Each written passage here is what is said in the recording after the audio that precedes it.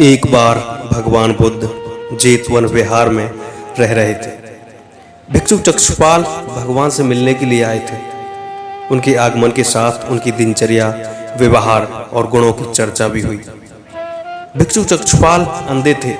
एक दिन विहार के कुछ भिक्षुओं ने कुछ मरे हुए कीड़ों को चक्षुपाल की कुटी के बाहर पाया और उन्होंने चक्षुपाल की निंदा करनी शुरू कर दी कि उन्होंने इन जीवित प्राणियों की हत्या की। भगवान बुद्ध ने निंदा कर रहे उन भिक्षुओं को बुलाया और पूछा कि क्या तुमने भिक्षु को कीड़े मारते हुए देखा है? उन्होंने उत्तर दिया, नहीं महाराज।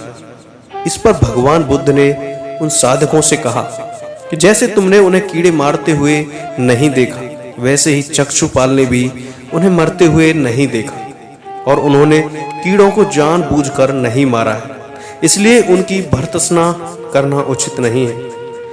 भिक्षुओं ने इसके बाद पूछा कि चक्षुपाल अंधे क्यों हैं?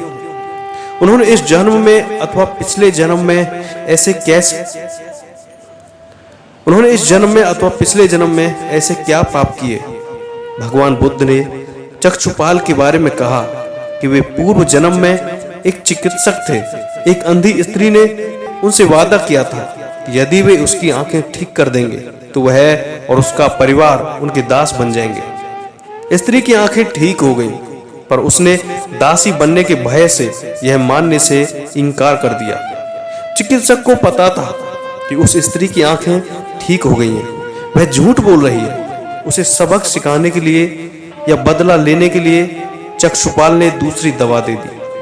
उस दवा से महिला फिर अंधी हो गई। वह कितना ही रोई पीटी, लेकिन चक्षुपाल जरा भी नहीं पसीजता। इस पाप के फलस्वरूप अगले जन्म में चिकित्सक को भी अंधा बनना पड़ा।